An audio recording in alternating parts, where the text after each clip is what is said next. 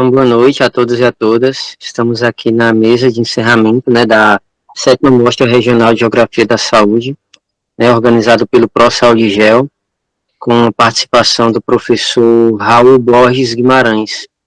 O professor Raul Borges Guimarães, ele possui graduação em Geografia, licenciatura e bacharelado pela Pontífica Universidade Católica de São Paulo, e o mestrado em Geografia Humana pela Faculdade de Filosofia, Letras e Ciências Humanas da Universidade de São Paulo. E tem um doutorado em Geografia Humana pela mesma faculdade e livre docência pela Faculdade de Saúde Pública da USP. Professor Raul Borges vem desenvolvendo vem atuando em programas de pós-graduação e desenvolveu pós-doutorado no Laboratório de Planejamento Urbano e Cidades Sustentáveis da Universidade do Oeste da Inglaterra, em Bristol, no Reino Unido, e também no Departamento de Saúde Ambiental da Faculdade de Saúde Pública da Universidade de São Paulo. Atualmente, o professor Raul ele é titular do Departamento de Geografia da Universidade Estadual Paulista Júlio de Mesquita Filho, no campus de Presidente Prudente.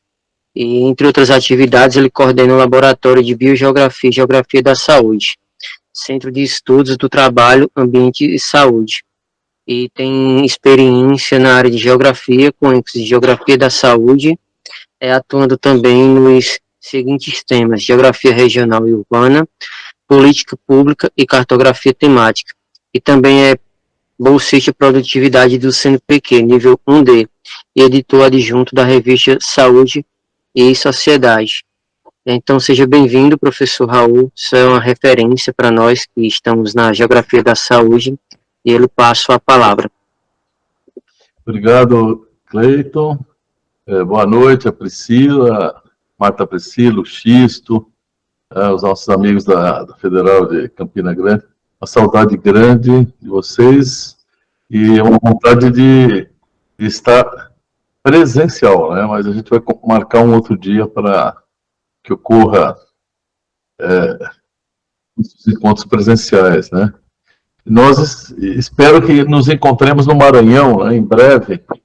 Nós teremos aí o encontro nacional, de geografia da saúde, língua portuguesa, que será em São Luís do Maranhão e coordenado pela Universidade Estadual, do Maranhão. Eu estarei lá. E eu agradeço o convite. Foi uma oportunidade de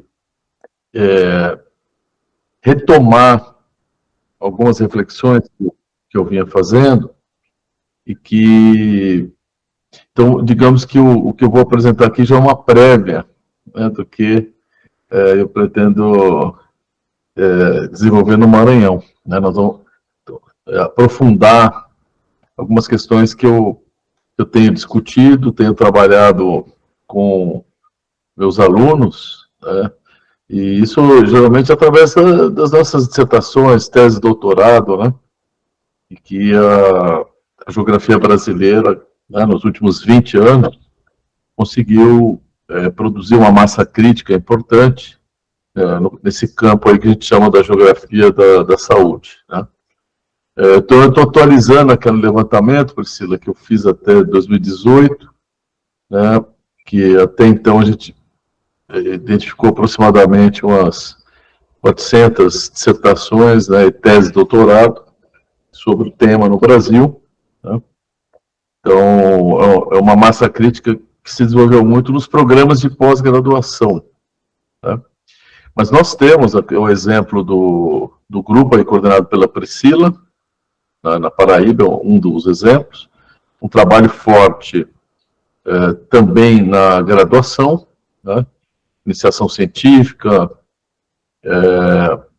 projetos de pesquisa com o CNPq e muito trabalho também em parceria com os serviços, os serviços de saúde, nossos principais parceiros, E o resultado desse trabalho a gente pôde perceber durante a pandemia da Covid-19, e nós conseguimos constituir uma rede de geógrafos, a gente chamou de força-tarefa, né?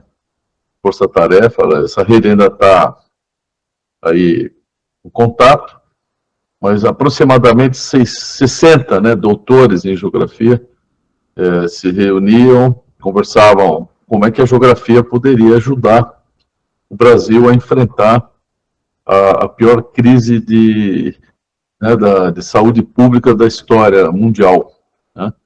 E no caso brasileiro, lamentavelmente, né, que foi pela a forma que foi conduzida, é uma verdadeira tragédia. E nós, geógrafos ali reunidos, pudemos, em diversos níveis, né, de intervenção, seja do município, do estado, até do país, né, ajudar a debater e usar os conhecimentos da geografia para o processo de tomada de decisão, né, que era preciso naquele momento. Então, essa é uma questão importante, da gente pensar quais são os rumos, né, deste acúmulo coletivo. Eu digo que a geografia brasileira, ela, pela produção, né, desenvolvida, e dada a realidade que a gente tem que enfrentar, porque é um país complexo, um país de grandes proporções, disparidades regionais, né, e uma diversidade muito grande de situações, não é um país para amadores, né? Eu diria que não é um país para amadores. Então, o tamanho do Brasil, a complexidade desse país, do ponto de vista ambiental, socioambiental, né, urbano, rural, né, nos coloca diante de muitas questões que a gente entende que só são possíveis, né, de serem pensadas e resolvidas com a ajuda da geografia, né? Então, o conhecimento geográfico ele é fundamental para entender uma série de fenômenos que estão ao nosso redor, né, no mundo de hoje. Mas antes de eu até abrir os meus slides aqui, mostrar alguma coisa, queria comentar da programação, né, da 7ª Mostra Regional de Geografia da Saúde e o primeiro Encontro Regional das Ciências Humanas e Saúde, né? Então, a gente já vê, primeira característica importante, que essa discussão da importância da geografia, né, ela se dá numa interface, né? Quer dizer, é uma geografia solidária, é uma geografia, tá, plural, uma geografia que se faz na interface com as ciências humanas e saúde, outras ciências, né? Então, imagino que quem está nos ouvindo agora pode ser também da história, das ciências sociais, né? Mas da psicologia, pedagogia, né? Enfim, diversas disciplinas afins, né, das humanidades, mas também um grande parceiro nosso sempre foi um tipo de médico, um médico que fez a opção, né, de estar compromissado com a saúde pública, né, e com os grupos mais vulnerabilizados, né. Então,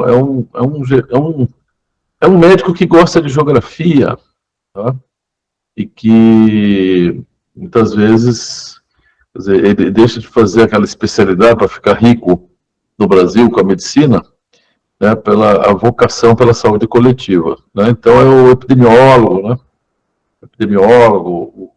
É o médico da saúde coletiva, que tem também uma entidade parecida com a nossa, nós temos a Associação dos Geólogos Brasileiros, e eles têm a Abrasco, né? Associação Brasileira de Pós-Graduação, Saúde Coletiva. Então é interessante essa interface.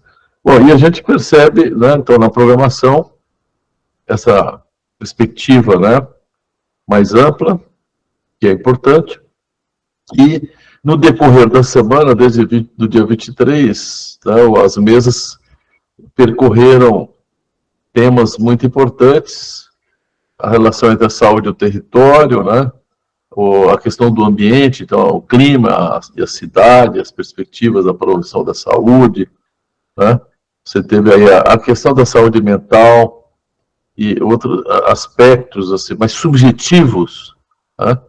Então, nós estamos falando de uma realidade objetiva, material, mas também subjetiva, imaterial, simbólica, né?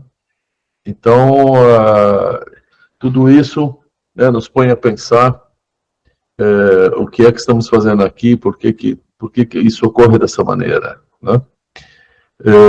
Eu estou absolutamente convencido que essa interface entre a geografia, a saúde, ciências humanas e a saúde, ela se estabelece a partir de problemas muito concretos do mundo real, que batem na nossa porta, né? Então, nós estamos falando de processos que o desfecho, né, é a morte, né? Então, nós estamos falando de processos vitais, processos entre a vida e a morte, né?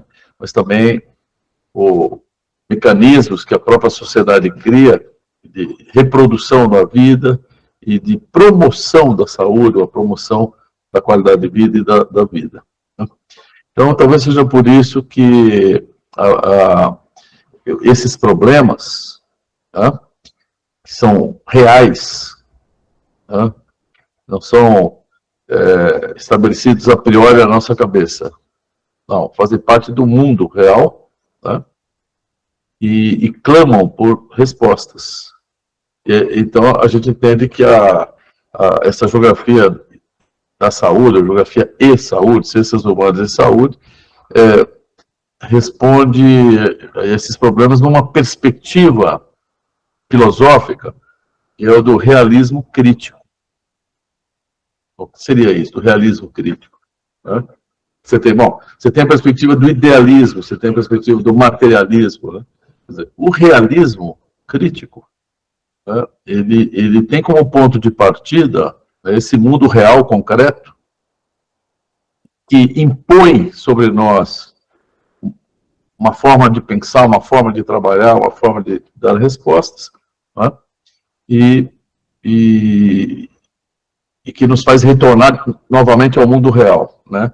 Então, você parte do mundo real, desenvolve o seu trabalho e volta para o mundo real. E se a gente não ajudar a resolver, quer dizer, a perspectiva de tentar transformar, né, uma realidade, né, que é de uma urgência, muitas vezes, né? Que está em jogo a vida das pessoas, tá? Então, isso é o que eu entendo que a saúde nos exige, tá? Então, então, a gente vê na programação vários temas, né? Você tem aí a medicina, histórias de cura por dentro das plantas, a pesquisa quantitativa, a pesquisa qualitativa, né? Algumas ferramentas da geografia ou da ciência, aí no caso a cartografia como uma ferramenta, ou eu posso ter modelagens estatísticas ou abordagens da pesquisa qualitativa. Enfim, então a programação ela mostra essa diversidade, né? Agora, a pergunta que a gente pode fazer é o que tudo isso tem a ver, né, conosco, que trabalhamos aqui na universidade, e qual é o elo de ligação entre todos esses temas aparentemente tão diversos,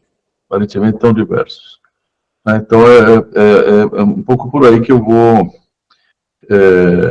né, procurar aqui apontar algumas questões, né, para que a gente possa, talvez, debater, levantar alguma questão com vocês. Então, eu vou aqui compartilhar, ver se eu consigo. a minha tela. Não sei se já vocês estão vendo a minha tela aí? Bom, mas então, como eu dizia, né,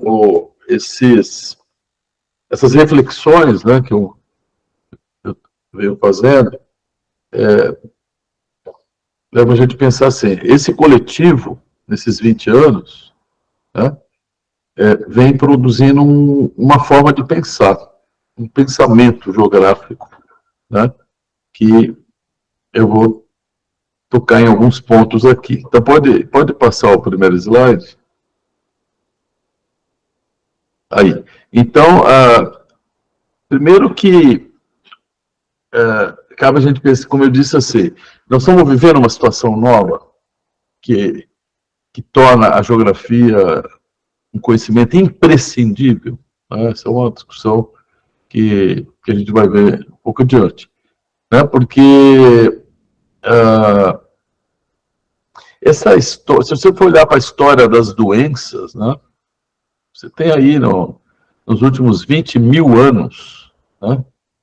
Não, volta aquele slide lá. Por que saiu o segundo slide?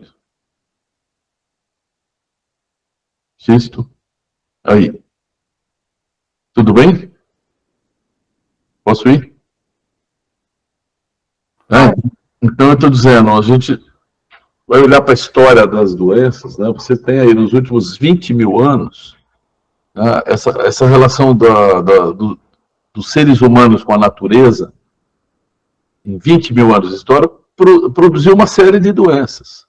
Uma série de doenças, né, muito antigas. Há quem diga que a tuberculose, por exemplo, bom, você tem a febre aftosa, né, uma espécie, prima da tuberculose que vai afetar você tem o gado bovino, né, é um bacilo, você tem no gado bovino.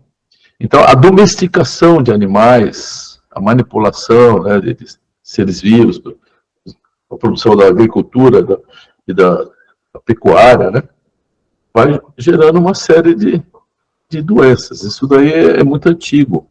Né? Então, eu pus aí uma figura que vai mostrando na linha do tempo, né? Desde você pegar a peste negra na Idade Média, você tem como eu dei o exemplo da tuberculose, você tem a hanseníase, por exemplo, você encontra em múmias, né, egípcias, né, traços. A hanseníase existia no mundo egípcio. Né?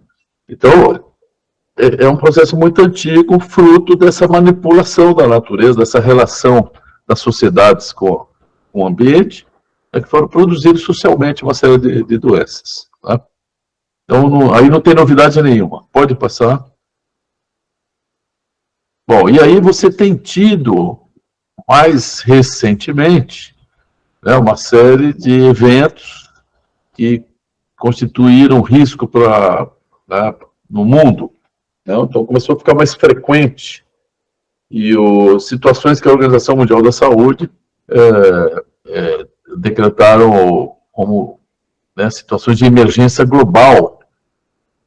Por que tem esse nome? Né? É uma situação um decreto do OMS, situação de emergência global, porque uma série de episódios ocorreram muito recentemente, e com cada vez mais frequência, episódios que constituem um risco de espalhar para outros países. Então, você tem aí o H1N1, 2009, a gripe suína, né, em 2009, que matou 18.500 pessoas, o Ebola, né, 2013, que matou 11.300 pessoas, a poliomielite no Paquistão, em 2014, o Zika vírus, em 2016, o Ebola no Congo, em 2018. Então, a gente vem assistindo, né, parece que um encurtamento, né, desses episódios de maior repercussão no planeta.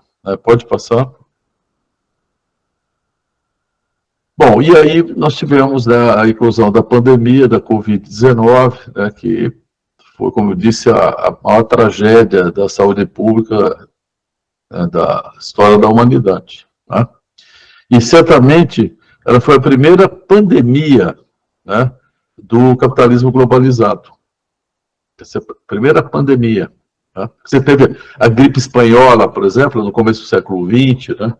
Mas a Covid, né, 19, ela é detectada na China, na província de Hubei, em novembro, né, de 19, 4 meses depois, fevereiro, março de 2020, ela já estava em 180 países, né? Então, é uma explosão assim, que levou então, a OMS a decretar a pandemia, e que todos nós aqui, certamente, isso marcou as nossas vidas, né?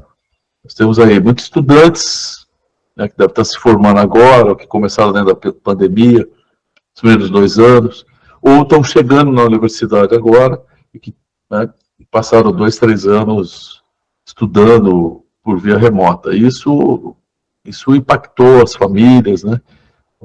Tem nenhuma família que não tenha perdido algum ente querido no Brasil, né? Foi a óbito. As sequelas, né, que a Covid provoca, você tem um pós-Covid, né? A Covid longa, tudo está sendo estudado ainda, tentando entender as sequelas de tudo isso. Agora, certamente, a gente pode afirmar, vários trabalhos foram publicados dizendo que se essa foi a primeira pandemia do capitalismo globalizado, certamente não será a última. Né? Então, há uma discussão, né, de que, dadas as características do mundo que a gente vive, né, nós criamos socialmente as condições para que outros episódios, como o da Covid-19, ocorram. Então, há um receio, né, de que o modo como a gente vive e organizou a economia mundial, né, nós criamos as condições objetivas para que se produza com mais frequência as pandemias. É por isso que um tema hoje crescente, fundamental, é a discussão da saúde global. Né? Então, como que a gente tem que olhar para a saúde numa escala planetária, não apenas mais olhando para os nossos arredores, né?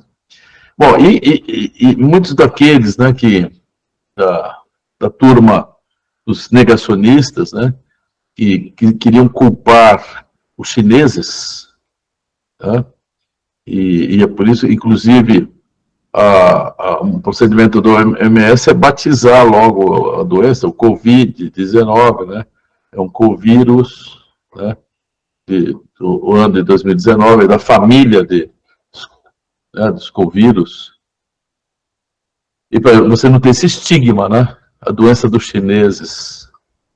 Porque, sempre lembrando que, para esses que ficam, né, xenófobos, querendo estigmatizar as doenças, é preciso alertar que a chance do Brasil ser o próximo epicentro é grande. Então, vamos lembrar a hipótese mais aceita, né, de que esse vírus foi produzido, então, chance zero de ter sido manipulado no laboratório. Né? Essa hipótese, isso daí pelo mapeamento genético do vírus, se há alguma manipulação genética, isso fica registrado no mapa genético do vírus, você pode identificar se houve manipulação em laboratório. Isso não ocorreu. Né?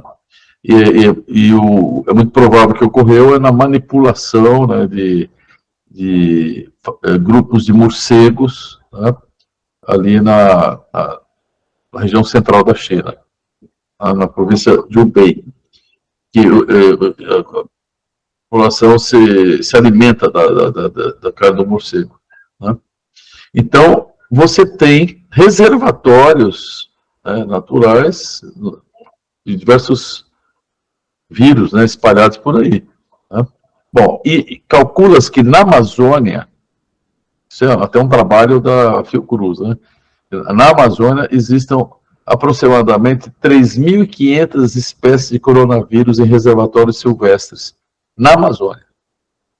Então, estão lá nos macacos, estão lá nos pequenos mamíferos, e lá no meio da mata. Muito bem, e aí o desmatamento da Amazônia, né, a crise hídrica, a queimada no Pantanal, tudo isso que a gente assiste, né, essa relação predatória que há no Brasil, é um padrão bastante parecido com o que se observa no centro da China também. Né? Então, a chance de um país que se relaciona com a natureza dessa forma como a gente vê, você está potencializando, né, um reservatório silvestre entrar num circuito humano e daí você criar uma nova doença como a gente assistiu. Tá? Então, a Covid é a primeira pandemia do capitalismo globalizado, certamente não será a última, e a chance do Brasil ser um epicentro, como o Hubei na China foi, ela é muito grande, pela maneira como a gente se relaciona com os ambientes, né, preservados, as unidades de conservação. Pode passar? Então, a gente pode identificar aí uma série de processos críticos que estão aí postos no século XXI. São desafios para a ciência. Né? Então, eu vou listar alguns. Você tem aí uma aceleração inédita da acumulação do capital. Tá? Vocês vejam que, no meio de todo esse processo, e durante a pandemia, os mais ricos ficaram ainda mais ricos, houve uma maior concentração de renda, e os mais pobres ainda mais pobres. Portanto, você teve esse gap, um distanciamento, né, entre as camadas mais ricas e as mais pobres. Então, é uma voracidade, né, do modelo econômico mundial. Isso você tem a gente pode relacionar aqui as inequidades com a exclusão social e a deterioração ecológica. E pegando o caso da crise hídrica e o acesso à água potável, como um exemplo, né, e o saneamento básico, a questão da inequidade, exclusão social, quer dizer, vários processos que podemos relacionar com essa acumulação perversa aí do capital. Bom, então você tem uma expansão exponencial de espaços insalubres, né? E alimentada por uma lógica do desperdício, né? Então, essa sociedade do consumo, do desperdício, que vai gerar resíduos, o descartável, né?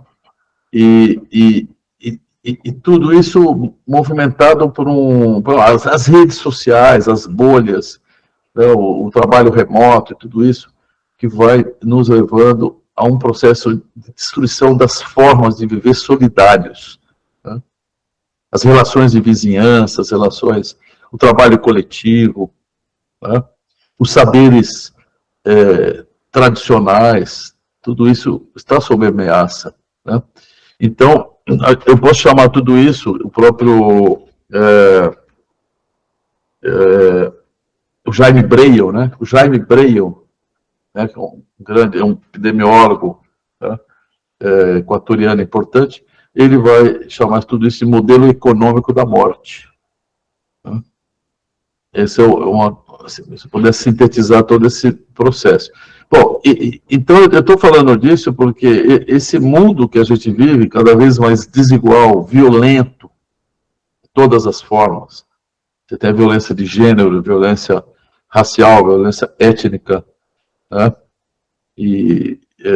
Então é um mundo que se banalizou a violência, né? Ele é um mundo que impõe desafios para a ciência. E o que a gente está dizendo que a importância da geografia como um campo, né, que ajuda a entender todos esses processos que nós estamos falando, né, em múltiplas escalas. Isso ocorre desde o bairro, né, até a escala planetária. Pode passar. Então, o que eu estou chamando assim que é a hora da geografia, né? É a hora da geografia. Então, existem períodos, né, você fala assim, bom, os anos 60 foi a hora da história, né? grande momento importante. Os anos 70, a psicologia, os anos 80, a hora da economia, como era importante ouvir um economista e tal. Agora, a geografia tem sido chamada, né, para debater, explicar essas coisas. Essa geografia plural, solidária e generosa, porque ela faz a interface com essas outras áreas afins, dialogando com as outras disciplinas das humanidades e com essa saúde coletiva que a gente está falando, né? Mas essa pandemia, esse mundo, esse modelo econômico da morte, ela precisa de respostas da geografia, né? E a primeira, então, que eu tenho chamado, que é uma imposição,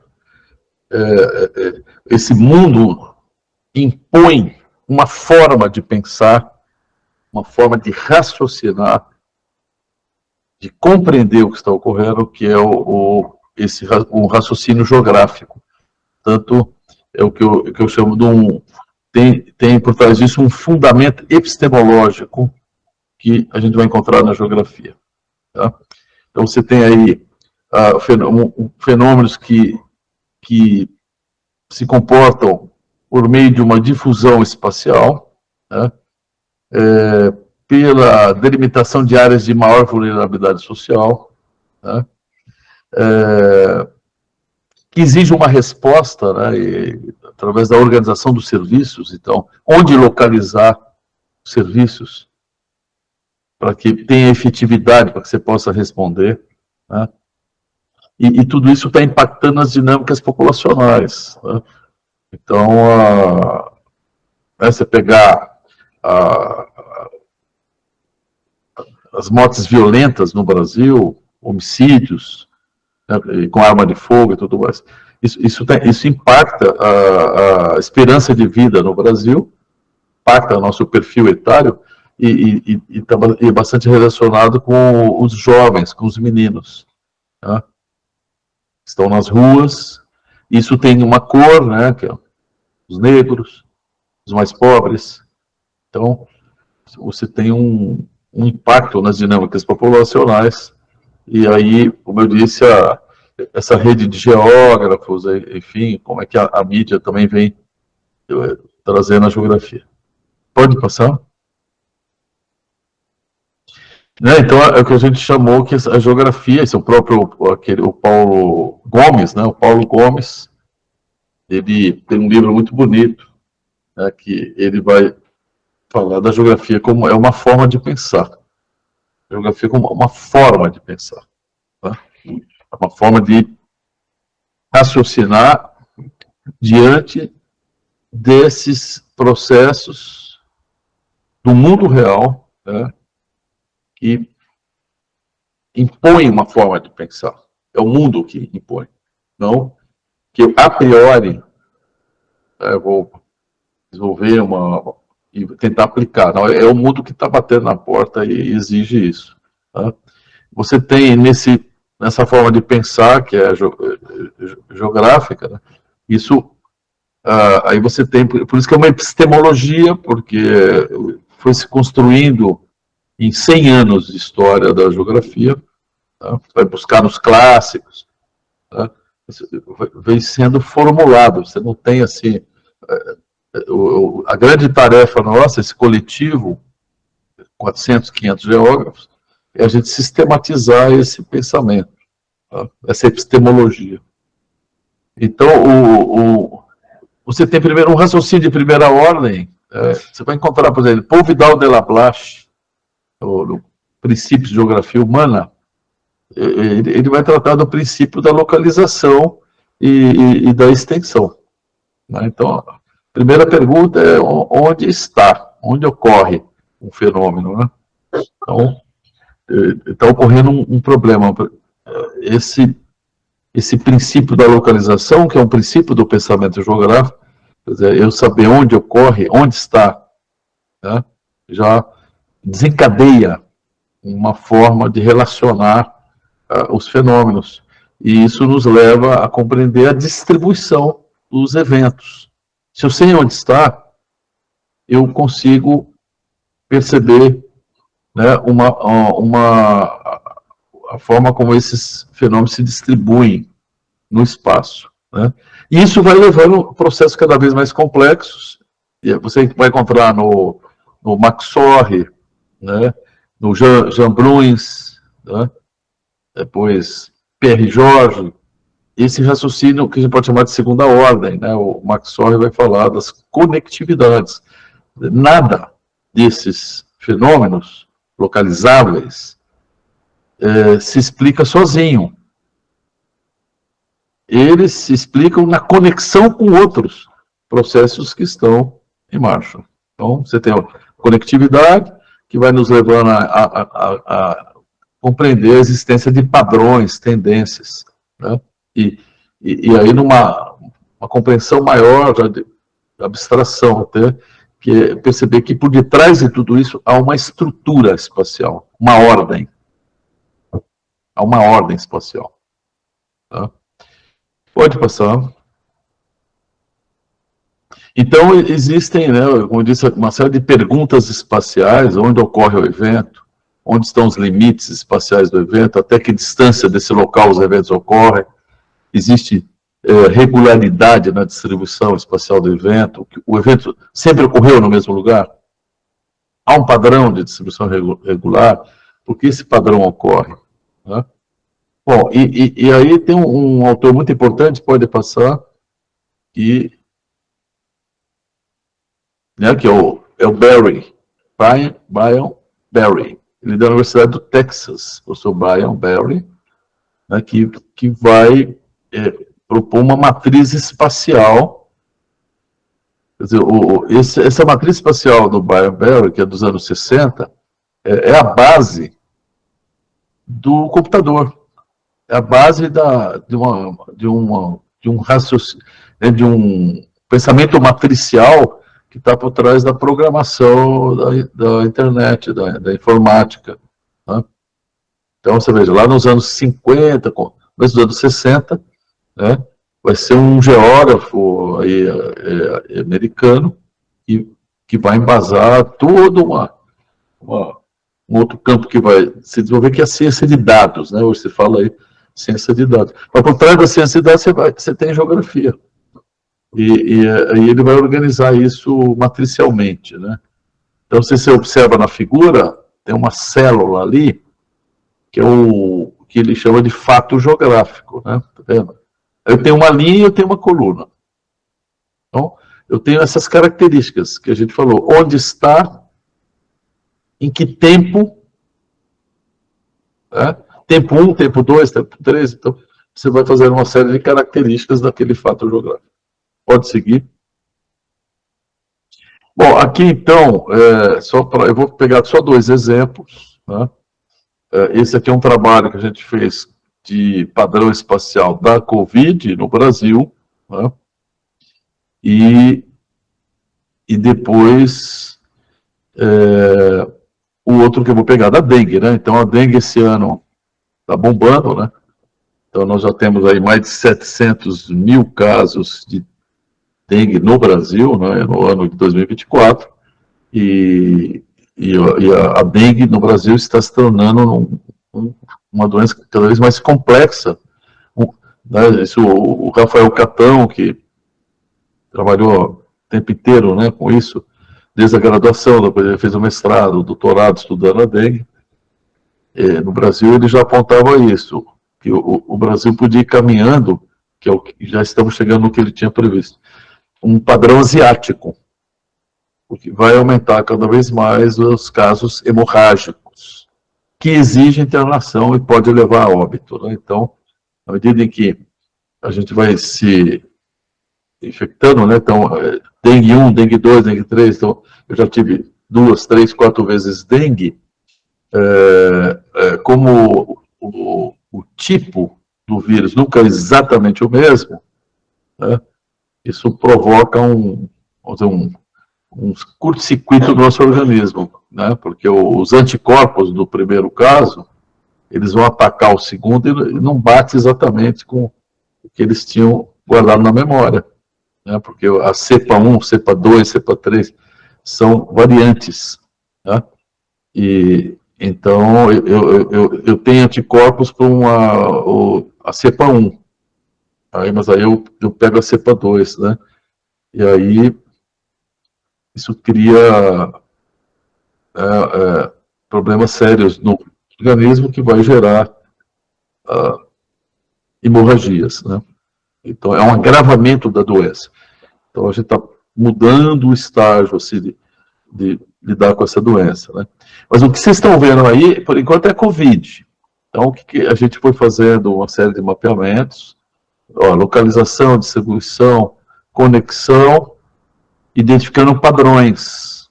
Né? Então, esse trabalho nosso foi publicado, inclusive, na revista de estudos avançados da USP. Né? Em síntese, olhando esse mapa que está embaixo à direita, né? Você vai ver alguns padrões. Né? A gente está falando do tamanho do Brasil. Né? Você tem nitidamente um padrão amazônico, vai aumentar ali, essa linha tracejada, né? Vamos dizer que a gente chamou da faixa de transição entre o Brasil rodoviário e o Brasil hidroviário. Né? Então, você veja, lá na Amazônia, você tem um padrão amazônico, pode chamar assim, você tem um padrão das áreas urbanas metropolitanas e um padrão, né, do Brasil central, vamos dizer. Né? Então, a gente foi trabalhando essa síntese, essa tipologia a gente chegou numa tipologia da Covid no território brasileiro, né? Mas fruto de todo um trabalho de análise, né, e trabalhando o raciocínio geográfico que a gente falou aí, né? E usando ferramentas de análise espacial, de geoprocessamento, chegamos nessa síntese aqui. Né? Vamos passar para o próximo. Próximo mapa, próximo slide, é o trabalho do Rafael Catão, né, que é Dengue no Brasil, uma abordagem geográfica na escala nacional. Veja que interessante. Então, aqui aí já é dengue, né? Eu peguei esses dois exemplos para a gente aqui pensar que essa abordagem epistemológica, né? Que o mundo real vai nos impondo um raciocínio e eu vou identificando uma estrutura espacial, né, mas de um país chamado Brasil. Esse país chamado Brasil, né, são vários Brasis. Né? Então, você vê assim, a gente poder pensar, bom, mas o que significa isso? Evidentemente, pensar geografia e saúde num país chamado Brasil, eu tenho um debate que é metropolitano. Então, o que acontece nas grandes cidades brasileiras? Esse mundo real me traz uma série de problemas, né, que desafiam a geografia, desafiam a ciência. Quer dizer, o que é pensar o Brasil a partir das grandes cidades, a partir das metrópoles? Né? Isso é uma coisa. Bom, o que é pensar o Brasil a partir esse Brasil que tem um contato com o mar? Esse Brasil litorâneo, esse Brasil, né, que tem que lidar também com os ambientes costeiros. Aí você tem os mangues, os estuários, né? Uma série de ambientes que são importantes, estão sendo degradados, destruídos e tudo mais. Né? Traz um conjunto de questões importantes. Né? Bom, o que é pensar o Brasil, aí, me aproximando aí de Campina Grande também, o Brasil do sertão, o Brasil do semiárido. Né? Então, o que é a dengue no Brasil semiárido? O que foi a Covid? Né? Saindo aí de Campina Grande e indo para cidades menores, saindo das capitais e indo para o interior. Né? Você tem o que é pensar esse Brasil a partir da Amazônia, né? que é pensar o Brasil. Você tem o centro-sul do país, e você tem o Brasil do Pantanal, o Brasil aí do centro-oeste, né? Então, são realidades muito diversas, né? Então, a gente está falando, muitas vezes eu fico sempre pensando, a gente fica discutindo os problemas, a gente está discutindo, pensando que o Brasil se explica apenas pelo eixo Rio-São Paulo. Né? Às vezes esse é um problema lá do Rio de Janeiro, das favelas do Rio de Janeiro, dessa realidade de uma cidade que tem 5 milhões de habitantes. Né? Agora, o que é discutir isso numa cidade que tem 5 mil habitantes? Uma pequena cidade. Ou, o que é discutir isso naquilo que o Milton Santos chama dos espaços opacos? Aí eu tenho as comunidades tradicionais, as terras indígenas, os quilombolas, os pescadores, as comunidades, né, da quebradeira de coco, as castanheiros, as mulheres cantadoras de caranguejo, enfim. Então você tem uma série de... E aí eu começo a perceber que esse raciocínio geográfico, né, ele não me responde uma série de outras perguntas. Então, pode passar o Xisto. É por isso que a gente começa a trabalhar com uma outra dimensão que nos exige uma perspectiva ontológica. Então, são aspectos da existência, da vida das pessoas. Quer dizer, esses problemas vistos do ponto de vista das pessoas. Tá?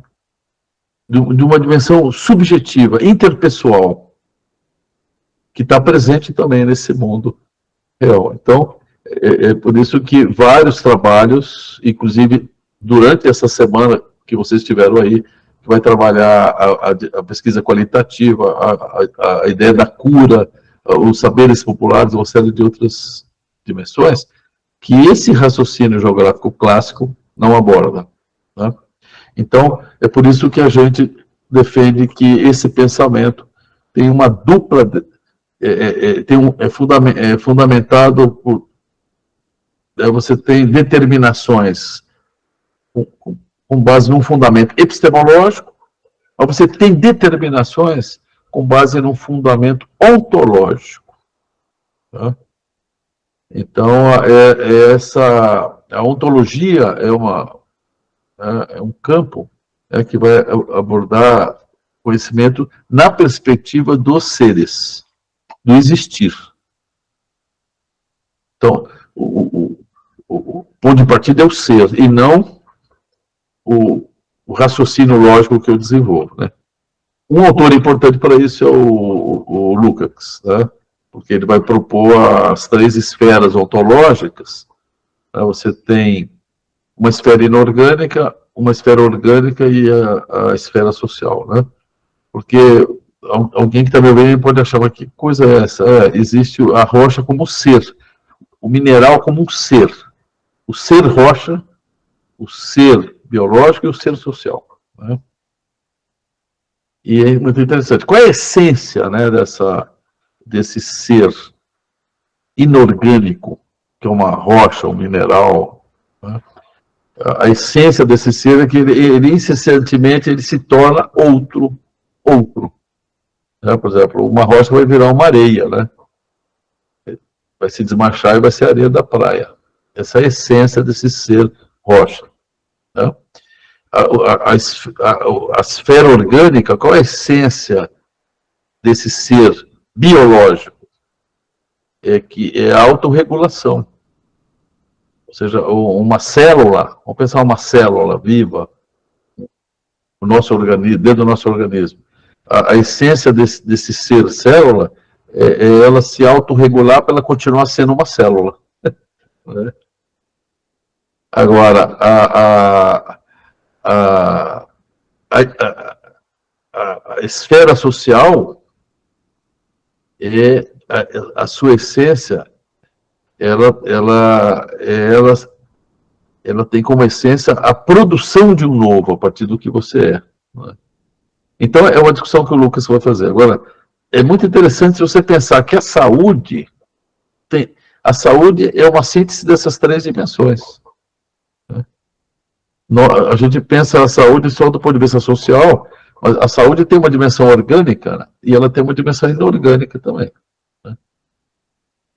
Então, por exemplo, por que numa sala que tem 30 pessoas e está circulando o vírus, então, todos nós estamos juntos numa sala. O que nos reuniu ali foi uma determinação social, né? Mas algumas pessoas vão se contaminar e outras não. Por quê? Porque você tem uma questão da suscetibilidade. Cada indivíduo, o seu organismo, é mais suscetível ou menos do que outros. Porque isso tem a ver com a nossa genética, tem a ver com como que o nosso organismo se comporta diante daquele vírus. Então, no meio de 30 pessoas, não são as 30 pessoas que vão se infectar com o vírus.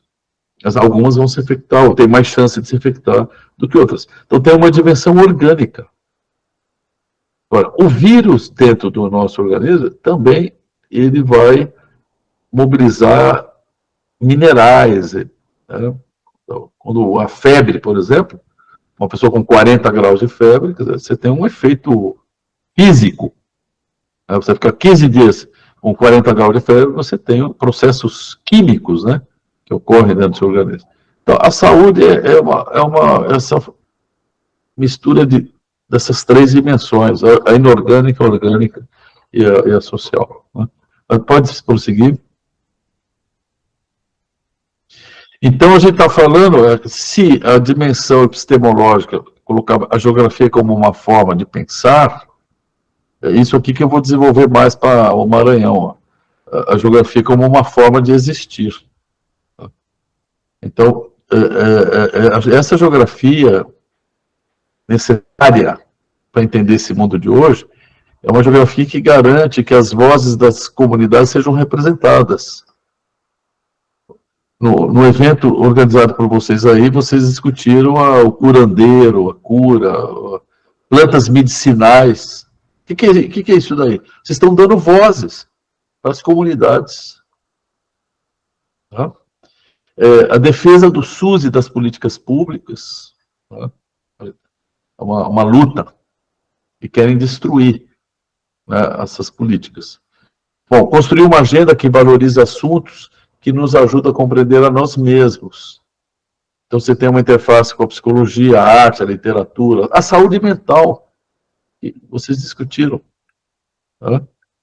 Então, tudo isso, essa geografia como uma forma de existir, ela valoriza o que se chama de pluralismo metodológico. Tá?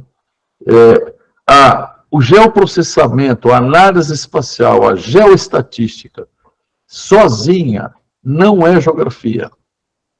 Não é geografia. Tá? Sem o pluralismo metodológico, porque a geografia também, essa interface com a antropologia, com as ciências sociais, com a psicologia, mas também com a arte, com outras linguagens. Né? E por trás disso existe um conceito de ciência aberta. Né? A ciência aberta é uma ciência para todos, é uma ciência... A gente produz um conhecimento que é para chegar em todas as comunidades, para todas as pessoas. E não é para ficar só guardado na prateleira da biblioteca. A gente quer que esse conhecimento chegue para todas as pessoas, mesmo aquelas que não estão dentro da universidade. Né? Então, toda essa dimensão que a gente está falando. Pode seguir? Era isso, né? Então, a gente vai trabalhar essas relações. Né? Então, o grande desafio é como que nós vamos juntar todos esses temas que apareceram na semana, e o que eu afirmo, que todos eles fazem parte de uma totalidade, que é um pensamento que está em desenvolvimento, e no Brasil.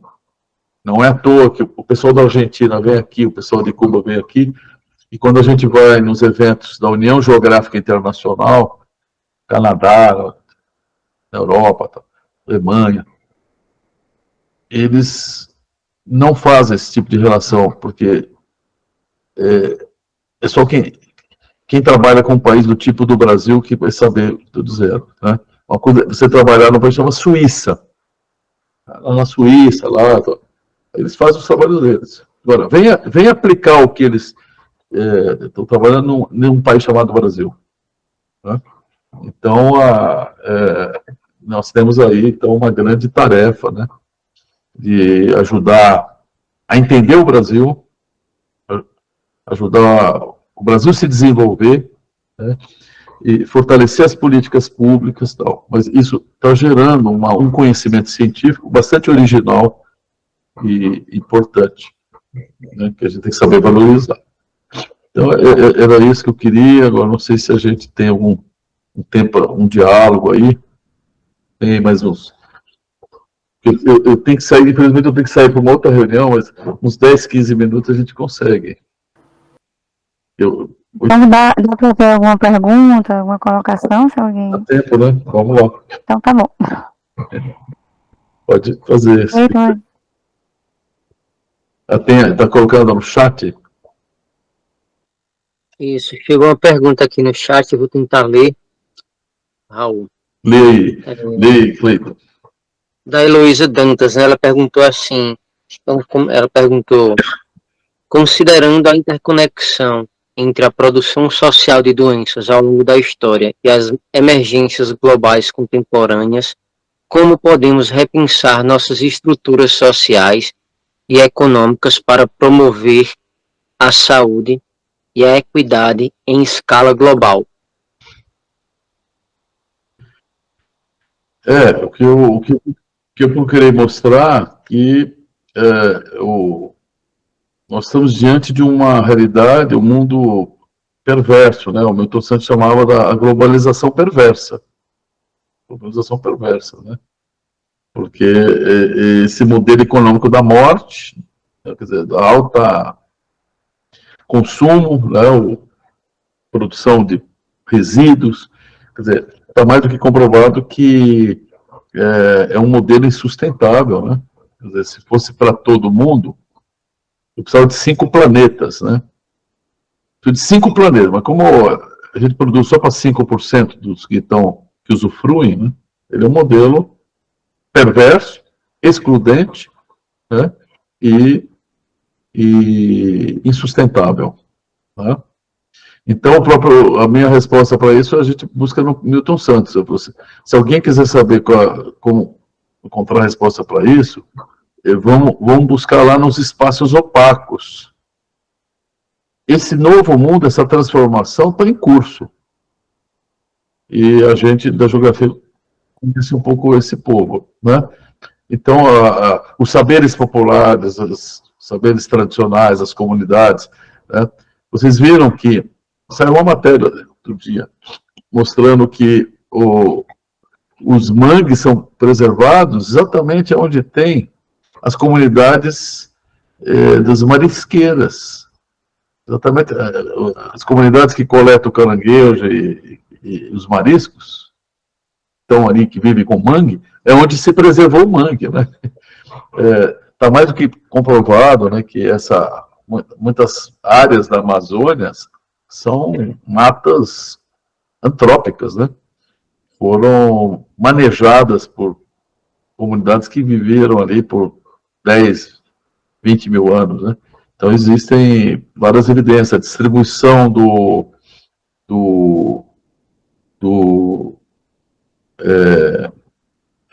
da castanha, né? Da castanha do Pará, tem um manejo humano. Né?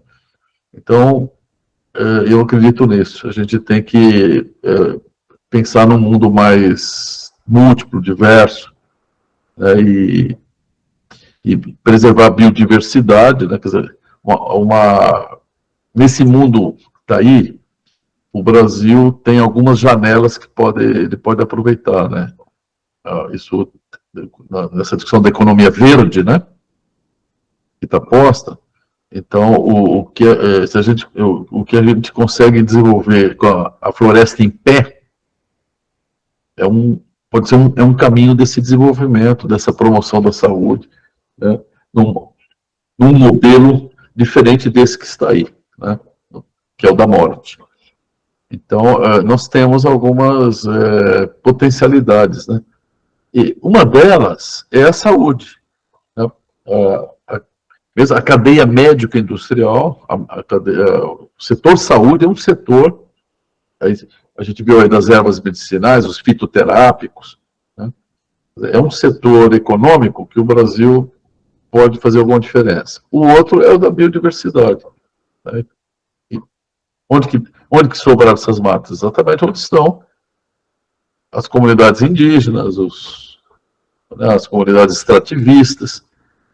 Então, é um bom tema para a gente discutir nessa geografia cidadã, nessa geografia solidária. Perfeito, Raul. Pelo que eu estou vendo aqui, a gente não tem mais perguntas. A professora Priscila colocou a ata da lista de presença para quem está aqui assinar. Pela questão do teu tempo, Raul, acredito que eu vou passar a palavra para a professora Priscila para ela fazer os agradecimentos e fazer os encaminhamentos finais. Tá bom? Obrigado, Cleiton. Você fica me devendo uma cerveja, hein? Tudo bom. Vem para cá que a gente... Deixa isso para Cleiton, deixa isso para Cleiton. Vem para cá pro São João que eu te pago. Esse ano São João vai estar bem imponente, viu? Está tendo uma reforma aqui estrutural na cidade para poder receber muita gente.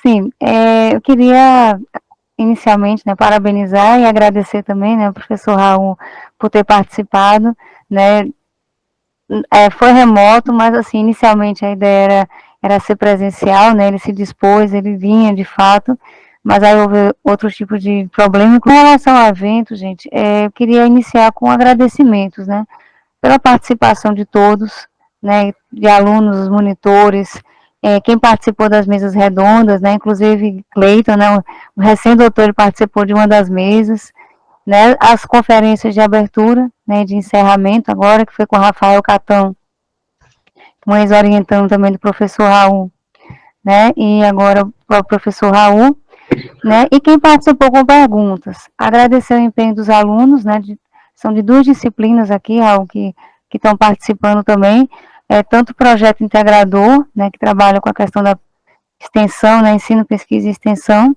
como também da disciplina Geografia da Saúde, aos integrantes do ProSaúde Geo e agora também, né, aos integrantes do GT, Ciências Humanas e Saúde, que a gente, de um evento que houve aqui local, a gente criou esse GT e a partir desse GT a gente criou esse primeiro encontro, né, regional de Ciências Humanas e Saúde, que realmente a gente teve vários tipos assim, de contribuições muito interessantes. Eu vou colocar aqui bem resumido e, claro, de forma grosseira, né, que foi discutido foi muito maior e muito melhor do que o que eu vou colocar aqui, mas a gente teve a conferência de abertura, né, um pouco sobre a evolução desses paradigmas, para chegar na evolução da cartografia das doenças e entender formas de agir diante de epidemias. Né, a gente teve todo um histórico aqui, a gente não só teve um resumo, né, de tudo que foi a disciplina, como extrapolou, né, o professor Rafael trouxe isso para a gente. Na mesa redonda 1, a gente teve uma junção, né, foi de um médico e ao mesmo tempo sociólogo e uma historiadora, né, que trouxe um pensamento dessa questão de, inicialmente, a história genealógica, né, a partir de Nietzsche, passando por Michel Foucault, e trabalhando essa questão do perspectivismo, né, como sucessor do estruturalismo. A professora Liege trouxe uma experiência de um médico cearense que atuou na Amazônia. Na mesa 2, né, de saúde mental, processo de subjetivação, a gente teve a discussão sobre o sofrimento psíquico e como que isso foi mudando ao longo do tempo, né, no sentido de classificação de doenças. Então, você une determinadas características, determinados sintomas e diz que é uma doença em determinado tempo histórico e você vai mudando ao longo do tempo. Por isso que a gente hoje, né, teria TDAH, autismo, depressão, ansiedade sendo tão diagnosticado e antes a gente não tinha, mas tinha outros nomes. Na mesa 3, né, trabalhando essa cartografia histórica e saúde, teve a participação tanto de geógrafos como também de arqueólogos, né, que ainda é uma profissão que no Brasil ela está iniciando, então a gente conseguiu 2 mestres para discutir um pouco com a gente a cartografia histórica. Na mesa 4, clima e cidade, a gente teve a participação de um meteorologista, que hoje está mais para geógrafo, né, que ele tem contribuído no nosso curso de geografia, uma enfermeira e um geógrafo, né, que foi Xisto, para poder discutir um pouco sobre essa questão que, inclusive, o professor Raul trouxe um pouco aqui para vocês também, né, com outro olhar, essa questão dessa relação do ambiente e saúde e como que isso daí vai gerar determinadas doenças, né. Na mesa 5, a gente teve essas experiências, né, de pesquisa quantitativa a partir de um economista e de um geógrafo. Na mesa 6, a gente teve esse resgate, né, dessa questão de histórias de cura, e a gente teve a partir de 3 perspectivas bem diferenciadas, né, um trazendo essa questão do uso de plantas medicinais no sentido da preservação, né, de determinadas culturas, determinados usos, né, e isso daí foi importante, que o professor Raul, inclusive, trouxe um pouco, né, na discussão agora. Na segunda perspectiva, a evidência do equilíbrio, né, de não entender as plantas medicinais nem como vilã, ou algo que não serve para nada, e nem também como a salvação total, porque existem plantas que podem trazer problemas, né, de toxicidade, interação medicamentosa, né, e ele vai propor, né, o farmacêutico, ele vai propor exatamente essa questão de trabalhar esse conhecimento tradicional para ciência. E a terceira perspectiva, mais técnica. E a última mesa que a gente teve hoje foi uma discussão sobre essa necessidade da abordagem do processo saúde e doença a partir de uma perspectiva transdisciplinar, né, para tentar resolver problemas de saúde e conseguir até modificar comportamentos, que o professor Raul também trouxe um pouco disso, quando ele vai falar um pouco dessa geografia aplicada, dessa ciência aplicada à realidade. Né? E o professor Raul, vocês estão presentes aqui, eu não vou colocar o resumo, né, que vocês estão aqui nesse momento. Eu queria falar também um pouco, gente, sobre a questão dos trabalhos vencedores, né? É uma coisa que a gente vem já trabalhando, né, em relação aos trabalhos que chamaram mais a atenção de quem estava passando, né? Aqui a gente não tem a ver com nota, exatamente, mas tem a ver com como as pessoas perceberam esses trabalhos, né? Então, a gente tem aqui, eu vou relatar apenas o trabalho que foi o primeiro lugar, certo? Devido ao tempo, eu vou tentar ser o mais rápido possível. O tema foi aprendizagem inclusiva, estratégia para o ensino da geografia, através de jogo didático para alunos atípicos do 6º ano.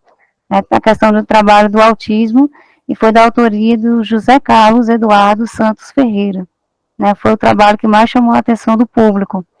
E com relação à fotografia, né, que a gente teve também uma exposição fotográfica, a foto que chamou mais atenção em relação à conexão, né, da fotografia com o tema do evento foi Temos Direito ao Saneamento, né, de autoria de José Carlos Eduardo Santos Ferreira também. E quanto à composição e qualidade técnica, o tema foi uma relação paradoxal de desnutrição resultante de um sistema político-econômico caracterizado pela acumulação e escassez, do aluno Daniel Alves de Freitas. Ele chamou mais atenção, né, com a sua fotografia, tanto pela composição, como também pela qualidade técnica, e parabéns a vocês pelo esforço, né, que realmente foi um esforço incrível para que desse tudo certo. Né? Então, em resumo é isso, gente, eu queria só agradecer a vocês. Esse evento ele é feito pelos alunos, viu, Raul? Então, cada um, assim, a escolha dos temas, a escolha das necessidades, né, do que eles querem que seja discutido, a partir deles, né, aí é que a gente vai procurando as pessoas Muito legal. Parabéns aí vocês. Muito bom. Gostei da programação. E espero encontrá-los lá no Maranhão, em novembro, hein? Tá bom. Você vai lá? Vou, tá, pelo menos assim, escrevi trabalho e foi aprovado, né? Agora eu tô batalhando pela passagem. Legal. Mas a gente tá Então, tentando chegar lá. abração para todo mundo. Até a próxima. Obrigado pelo convite. Até a próxima. E obrigado também, viu, por ter vindo. Tchau. Boa noite a todos. Tchau.